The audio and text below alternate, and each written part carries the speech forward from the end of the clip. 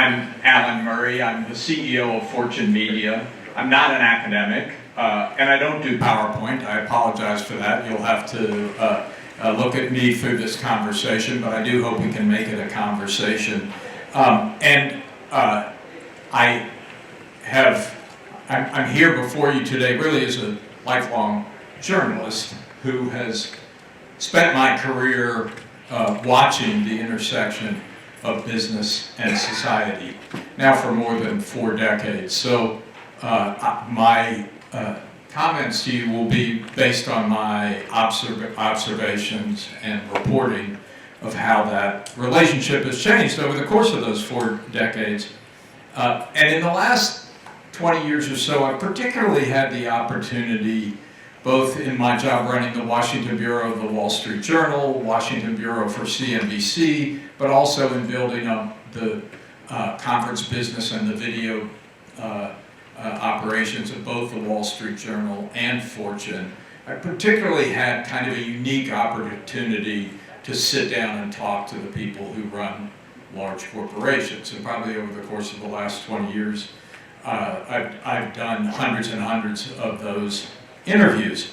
And what became clear to me over the course of the last decade was that the way CEOs of large companies were thinking about their responsibilities to society had changed, and it had changed pretty dramatically.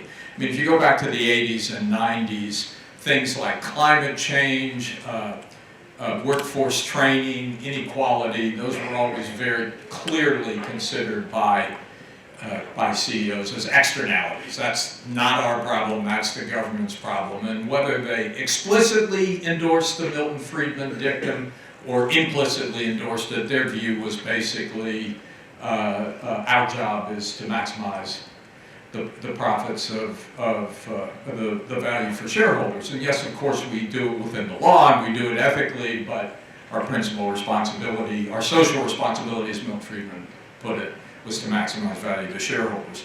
And I started to hear the change. And you know, there were always outliers. I mean, you had Ben and Jerry out there. You had people who were like more focused on the social contribution of their businesses.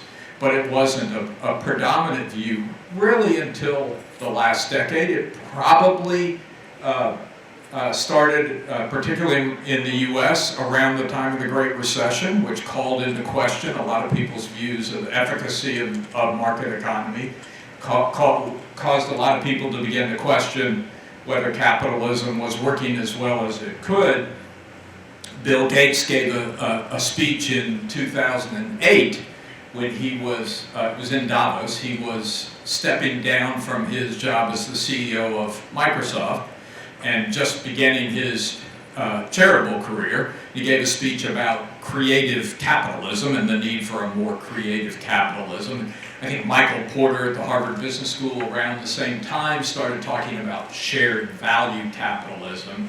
You had John Mackey, the CEO of Whole Foods, talking about conscious capitalism, Mark Benioff talking about compassionate capitalism. All of a sudden, everybody felt this enormous need to put an adjective, to put a modifier in front of capitalism. So clearly something different was going on than had gone on in the past. And then that was followed by an increased urge on the part of CEOs to speak out on controversial social and public issues. I mean, as a journalist, I can tell you that for most of the last 40 years, if you talk about an issue like transgender access to public bathrooms, every CEO in the world would be under their desk and say, I'm not going to talk about that. Are you kidding? If it doesn't directly affect my bottom line, I'm out.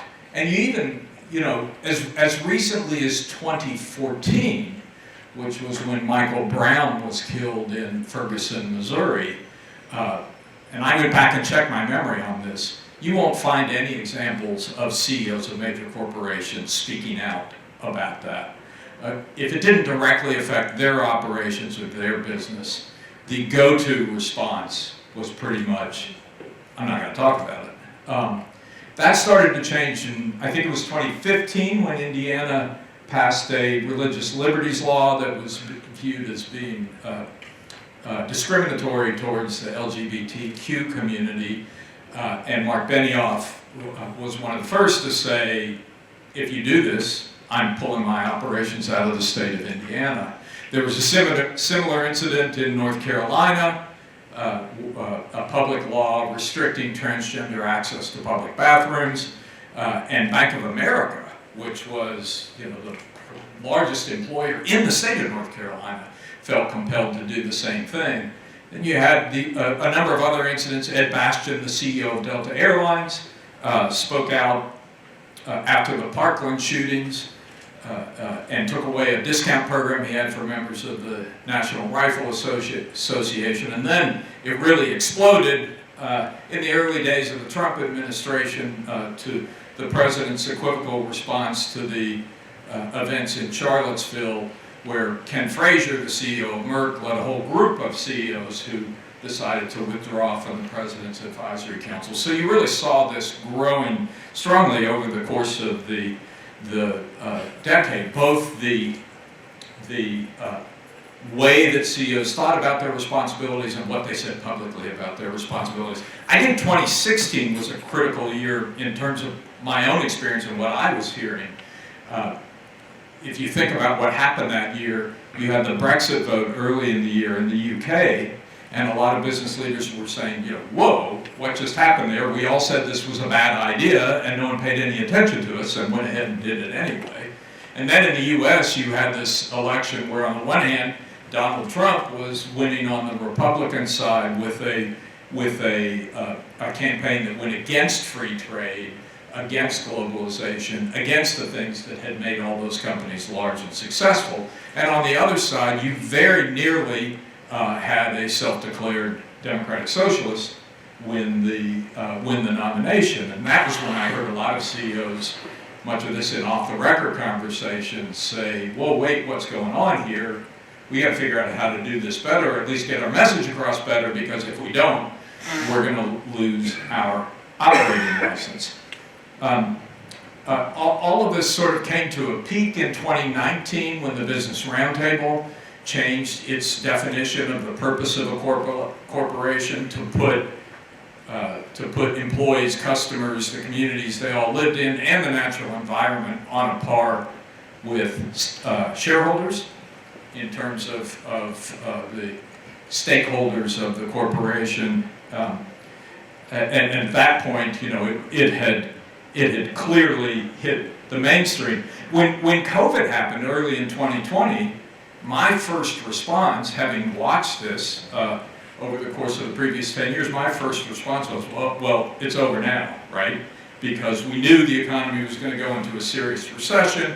We knew the bottom lines of all these companies were going to seriously deteriorate.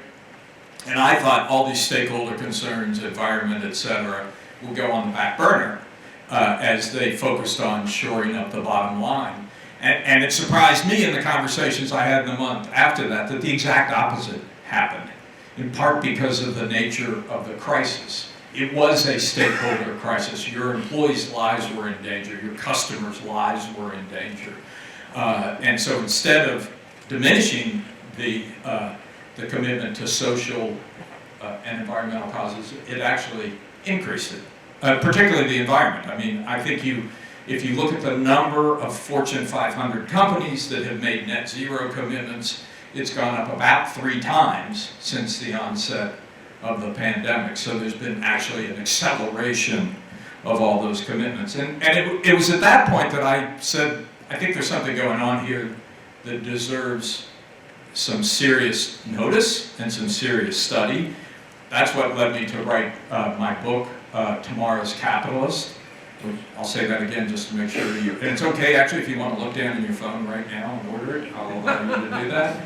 It's Tomorrow's Capitalist. I hope you'll give it a read. It was my attempt to sort of understand and explore why this was happening. What are the causes of it? Was it just a temporary fad, or was it going to continue? So let me just spend a few minutes talking about that, and then hopefully we can have a conversation. Every time I would have an interview or a conversation with the CEO, and they would start to talk about all the things they were doing that were outside the direct P&L of their company, I'd always ask the question, why are you doing this? and invariably, the first answer I always got was my employees. My employees want me to. My employees are pushing me to. My employees are telling me to. Almost without exception, the first answer was my employees. And you know, if you dig into that a little deeper, I think there has been a real generational change here. I spent, between the time I was at the Wall Street Journal and the time I came to Fortune, I spent 2 years running the Pew Research Center. It's 2012 to 2014. That's about as close as I got to academia. But we did a lot of research on the millennial generation at that time. And one of the things that became clear as you looked at the data was this is a generation that was much slower to get married than previous generations, much less likely to belong to an organized religion than previous generations. Really not big joiners in general, you know, Rotary Club, Moose Club, all the things that earlier generations had been a part of. And the more you looked at the data, the more it became clear that the employer was really their most important, and in many cases their only formal connection to non-virtual connection to society. And so you begin to understand why that generation is putting so much of their expectations and hopes and desire for social purpose on the corporation. I mean, I look at my own family, leave me out of it since I can't objectively view that, but I know my father, who was a child of the Depression, I know why he went to work. He went to work to make money. There was no ambiguity about that ever at all. If he wanted to do good in the world, he was much more likely to do something at the church or do something through the Rotary Club or one of the other organizations he belonged to. But that wasn't the way he looked at work. When I talk to my daughters, who are both, they're 30 and 32, they want the money, for sure. But the additional expectations they have of their employer to give them a sense that they are doing something good in the world is greatly increased. So I do think there's a generational change. But it's also because employees just matter more to the corporation than they did. Diana Coyle, this has been at the core of a lot of the work you've done over the last couple of decades, the change in the way value is created in corporations. My favorite statistic, which came from a study done a couple of years ago, if you look at the Fortune 500, or if you looked at the Fortune 500 in the 1970s, and you said, where's the value coming from at these corporations? What you would find is more than 80% of the value is coming from physical stuff. It's plant, it's equipment, it's oil in the ground, inventory on the shelves, and it kind of makes sense that in that world where you needed the financial capital to accumulate the physical stuff that would give your company value, it kind of makes sense that the high priority would be on the shareholder, the people who are providing the capital to let you accumulate the stuff. If you do the same exercise today, look at the balance sheets of Fortune 500 companies and where the value is coming from, more than 85% of the value comes from intangibles. It's intellectual property, it's the brand connection, the emotional connection that a brand has created with its customers, and all of those things are much more closely tied to people. Less closely tied to stuff. And so humans, people, employees in particular, have become the key source of value for the corporation. And so it really makes sense that companies are paying much more attention to their employers and what their employers think and what their employees want. So I do think employees are the most important part of the equation. They're not the only part of the equation. I mean, in my conversations with CEOs, the breakdown of the political system is certainly a big part of it. I mean, in some cases, people would say, well, it's not that we really want to be in the lead on the environment or in the lead on inequality, but these are existential problems, and the government isn't dealing with them. And over the long term, we can't possibly thrive as a company in a society that's on fire or in a society that's at war with itself. And so I do think there was a sense that if we don't do this, who will? Somebody has to step up, somebody has to do it. And then social media has also been a big driver. I told Jonathan Haidt, I'm sorry I have to wait 3 years for his book, because I think it's really at the core of a lot of what's going on now. It's put a spotlight on CEOs and corporate leaders. I mean, all of them will tell you they feel like they live in a fishbowl today. Things happen so very quickly. I mean, one of the most famous stories was when that Dr. David Dow, was pulled off a United airplane in Chicago. He was actually pulled off by a couple of airport security workers, not by anybody who worked for the airline. But within 24 hours after that video was shot and put on the internet, you literally had millions of people in China canceling their flights on United Airlines. I mean, it became an instant spread. And the CEO at the time, Oscar Munoz, was very much focused on labor negotiations with the pilots, and so was really focused first on protecting his employees. And the first statement he put out was, hey, our people didn't have anything to do with that, which was not the right thing to say at the moment, right? It was the right thing to say for his employees, but it inflamed public opinion even more. So it was just a sort of a wake-up call for leaders of large corporations of how much social media has increased the transparency and the spotlight that's in all of them. So I think all of those have come together to change the way people in those jobs think about their responsibilities. It also is connected to the pace of change. So again, if you go back 50 years ago, in a lot of ways corporations were kind of information hierarchies. You had people out in the field who were collecting information, they'd send it all up the chain, there'd be the C-suite, they'd bring all the information together, come up with a strategy, and then the orders would go back down the chain. Well, no company operates that way today. You can't operate that way today. Things move way too fast. First of all, information doesn't flow just vertically, it flows omnidirectionally. Everybody has all the information all the time. But second, if as a corporation you wait for the folks in the C-suite to figure out what's going on and come up with a set of orders to tell you what to do, you're going to be way behind the curve. Somebody will have already gotten to the ball long before you did. And so the job of leading these large organizations has become much less about telling people what to do, and much more about inspiring them, engaging them, motivating them, attracting talent. And so that's also changed the nature of the way they think about their jobs. And it requires them to have a degree of moral authority, because that's what their employees and the various stakeholders who they have to motivate want of them. So all of those things, I think, have come together to create a movement that is real and not reversible. Now, one question, of course, that often gets asked is, okay, but at the end of the day, is it real, or is this just a change in rhetoric and public relations?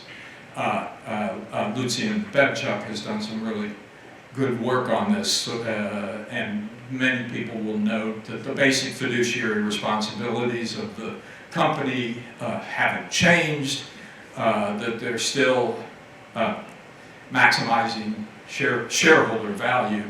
And I think there's a lot of truth to that, but I think what that ignores is that, and I say this as somebody who did my own training in economics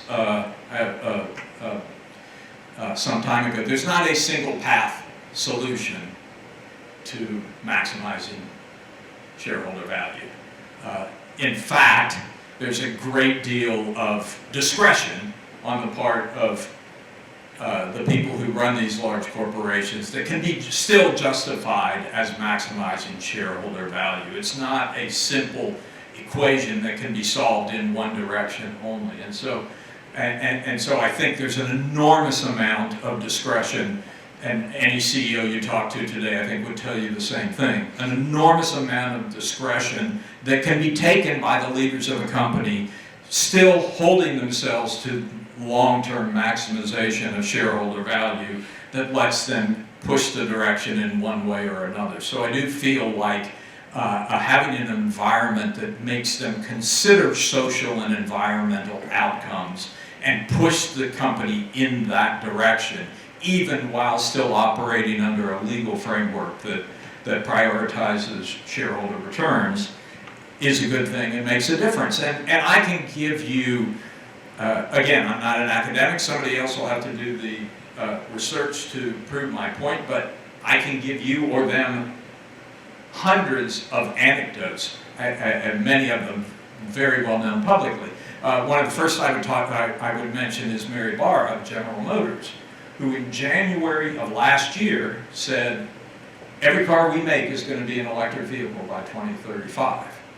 She didn't do that under regulatory pressure. In fact, it was a year and a half later that California, always the progressive end of these things, decided to require the same thing in the state of California. So for the first time, the auto industry was 2 years ahead of the regulators in pushing for something like this. And she didn't do it because of market signals.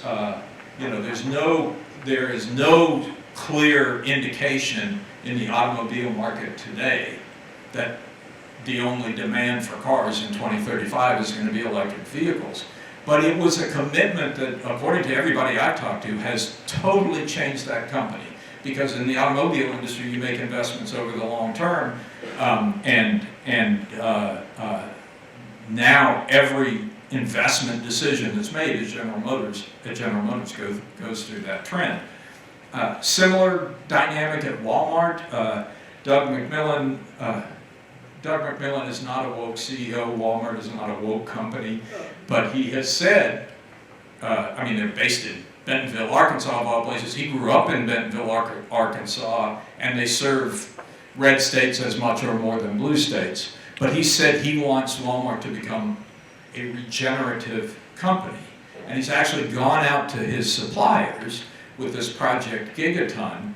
I think anybody who's done business with Walmart knows how serious they are about the pressures they put on their suppliers. He's made it very clear to his suppliers, we want you to be part of this effort to reduce your carbon footprint on society. So it's an enormously powerful thing. Again, I could go on and on with examples. Had a conversation with Soren Skou, S-K-O-U. Someone else will have to tell me how to correctly pronounce it. But he's the CEO of Moller-Maersk, the big shipping company, which made a massive investment in the North Sea with a Danish power company to create wind turbines that will produce hydrogen fuel to power his ships. And we are nowhere near the point at which hydrogen fuel will be price competitive with fossil fuel. Nowhere near. But he did this anyway. And so I said, well, why did you do it?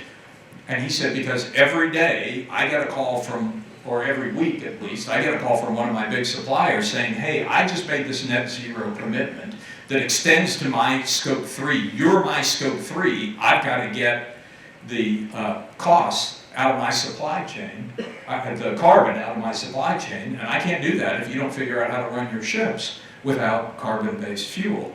Similar conversation with the CEO of Rolls-Royce, which makes fossil fuel-fired engines for planes, trains, boats, and he's put an enormous amount of time and investment in electric and carbon, even though neither of those things is anywhere near being commercial, because he thinks it's the right thing to do. So, I mean, bottom line is something is going on. It is dramatically different from what I experienced for the first 3 decades of my career.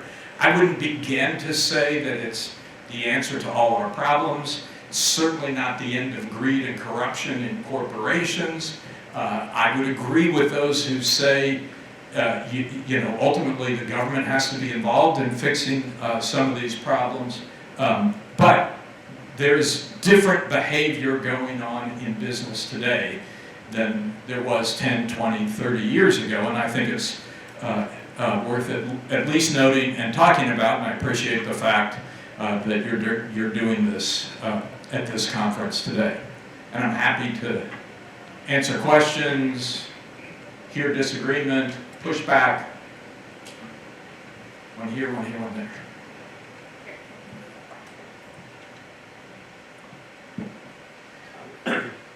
Thank you. Is it on? I wonder if you detected any changes in businesses' attitudes towards universal health care. It's often struck me that it seems like American producers having to provide health care for their employees are at a competitive disadvantage with employers in other countries where health care is a national system, but yet there's so much opposition to it. I wonder if there's any change there. It's a great question. It's not something that I've explored a lot in my interviews. I wouldn't be surprised if you could find more business support for the reason that you described. But look, at the end of the day, the people who run large corporations are capitalists. They believe in the free market system, and we've tried for a long time to figure out, is there a way to create a functioning market in healthcare rather than turning it all over to the government? I don't think we've succeeded very well, and step by step, we're moving in the opposite direction. The latest step being the provision in the badly named Inflation Reduction Act that allows Medicare to negotiate directly with the drug companies on prices. So I wouldn't be surprised if there's some change, but I haven't explored it. We do a lot of polling, actually. Maybe I'll stick that question in a poll. It's Merritt Fox from Columbia Law School. I recognize what you're saying, that in terms of fiduciary duty, business judgment rule means there's significant discretion. But I'm wondering whether you think that these CEOs think they're making decisions that are not share value maximizing, or rather that they recognize that the expectation from a share value maximizing point of view, in terms of the long-term cash flow of the company, to keep an employee team together, to have satisfied consumers and so on, they're really making. They will all. Yeah, it's a great question. They will always say they're maximizing long-term shareholder value. Always, always, always. And Caroline Flammer, are you still here? I thought her point about how much of this goes away in the long term is a really compelling one. You know, I had written about this and had focused on this when the Business Roundtable made its decision in 2019. So they called me up early and said, we want to see your research, we want to know what you know, we're thinking of making a change. And ultimately they gave me a lot of the information in their statement so I could write a story for Fortune. And they gave me 4 CEOs to talk to before I did that story, who were drivers of this change at the Business Roundtable. Mary Barra of GM, Jamie Dimon of JP Morgan, Alex Gorski of J&J, and who would the other one have been? Oh, Ginny Rometty of IBM. Now, do you know what links those 4 companies? You probably do. Every one of them has been around for more than 100 years. So these are people who institutionally feel a long-term commitment to their companies and expect those companies to be around 100 years from now. And a lot of I sat in the C-suite of a company, Time Inc., in its final days, when it was under attack by shareholders and was really focused on quarterly earnings.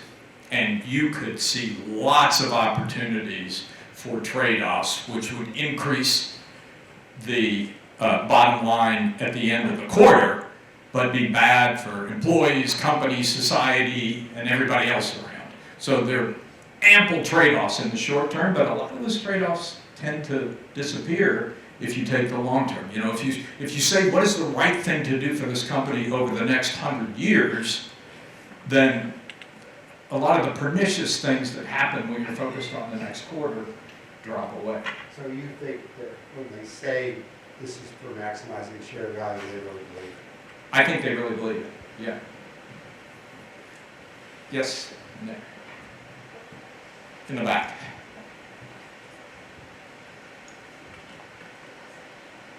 And then, thank you so much. I was wondering, most of the changes you've talked about have been towards the progressive direction. Have you seen any reaction against that? For example, CNN's change in leadership leading to firings of reporters who speak out against the former president. Are there any other reactions you see as part of this general picture, or is it mostly towards the progressive direction? Yeah, I mean, it's definitional, right? What's the progressive direction? I think before before 2020, there were a lot of CEOs signing on to this notion that we should improve, we should do everything we can as companies to get people out to vote, because that's like apple pie, that's a good thing. If more people are voting, that's a good thing.